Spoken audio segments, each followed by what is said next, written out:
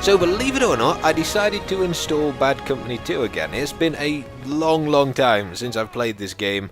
In fact, I think I almost completely stopped last November, so nearly a whole year, but I decided just to whack it back in and have a few games. Why? Because I know I'm going to be playing quite a lot of Battlefield 3 soon when Armored Kill's out, and I just kind of fancied having it again, because there's something about Bad Company 2, it just feels so crisp to me when maybe it's because I've played it so much, but it just feels like such a crisp, fun game. There's always some action going on, there's never any sort of delay in things, and it has got a really satisfying learning curve to get up. And even now, there are a lot of people still playing it. So if you haven't played it in a while, it might be worth sticking back in, because I actually had more fun with this in these few games here than I was actually having with Battlefield 3, although that's probably because I just installed it. But I thought I'd tell you about some other things actually, having just explained this bit of gameplay here. It isn't all chopper flying, I just put up a few highlights from the last few days. But last week I went to an interview.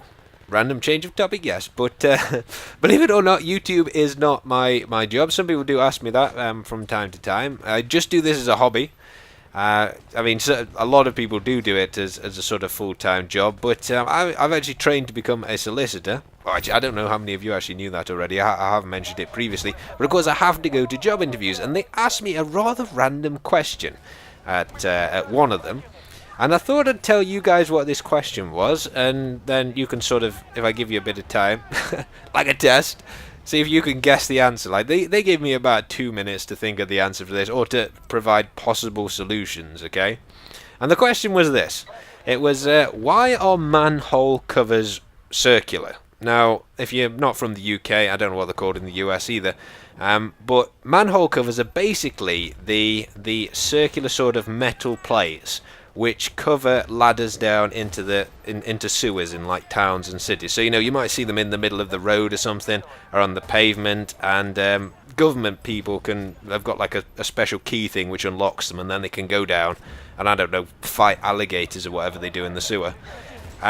But that's what they asked me. They asked me, why are manhole covers circular instead of, I don't know, square or triangular or whatever? And they might be those shapes in your country, but there is a reason. So, do you know what it is? Pause the video now and tell me what you think in the comments, because it might not be what you actually think it is. Okay, so if you've paused the video, I'm going to tell you what the answer is now. It's apparently so that they don't fall down the hole onto somebody below. Now, I eventually got this answer. I thought it was something to do with, like, I don't know, perhaps a circle saves on metal or something, or maybe when they're making them, they kind of stack easier if they're in circle, or something like that. That was what I initially said. But apparently the right answer is because they don't fall down the hole. Because of course, if you have a square manhole cover, then if you turn it so that it's diagonal, it can actually fall down the hole on somebody who's at the bottom of it.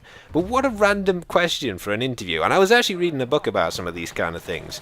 I don't know whether you guys have got jobs yet. I suppose if some of you are below 16, then you probably won't have. I don't know if you can even get them below that age. But I swear, interviewers are asking more and more random comments recently, because Microsoft asks, when they, I don't know, recruit programmers or whatever, they ask a really strange question to the vast majority of them, and it became sort of a famous question that was, a book was written about it, like an entire book was written about this question. But it's how, the question Microsoft asked to sort of the people they interview is, how would you move Mount Fuji? Now, I don't know exactly where Mount Fuji is, but it is a genuine mountain, I think. But one of the questions is, how would you move Mount Fuji from one location to another location? Now, that's a pretty tough question, isn't it? I mean, how long would that take? Would you have to, I don't know, would you dig it out by hand? Is there any other way that you could actually move it? But apparently that's like what interviewers want now. They sort of ask you these strange questions that apparently test how suitable you are for the job. What moving Mount Fuji's got to do with programming, I have no clue whatsoever, but just watch out for them if you ever do get a job in the future, because I was surprised recently. I was really surprised. But on to something a little bit more video game related. DayZ!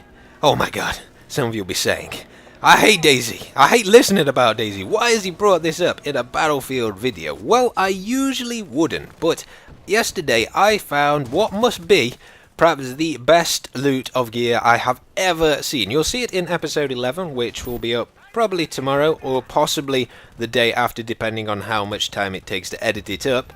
But I found literally 10 AS50s, I don't know, 5 or 6 L85s, loads of high power rifles, night vision goggles, rangefinders, pretty much everything you could ever possibly want. So I've decided that I'm gonna set up a gun shop, which you can just come in and purchase. Well, not purchase, it's essentially first come, first served. You don't have to give me any equipment, I've already got plenty of equipment, so you can just come, and if you're new to the game, you can get yourself a high powered rifle if you're there on time, whatever you want.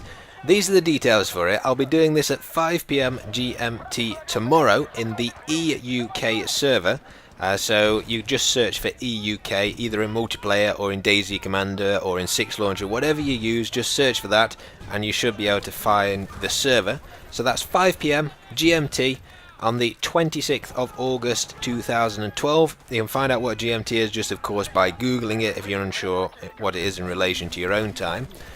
If you come to the supermarket in the centre of Cherno, then all the guns will be laid out on there, of course, first come, first serve. Just make sure that when you do come, you sort of shout out and in the in-game chat, Frankie's gun shop, and security won't kill you. Hopefully it'll be hacker free, although I doubt it, or it's just going to turn into the Hunger Games or something like that as soon as somebody gets guns. But I will be recording it for episode 11, so we will see how long people's morals hang out. But anyway guys, I hope you enjoyed this video, although if you prefer Battlefield 3 I completely understand, and that will be in the next video. If you leave me a comment telling me what you think about the video and possibly a rating, it is much appreciated. And on that note guys, I'll see you in the next chapter.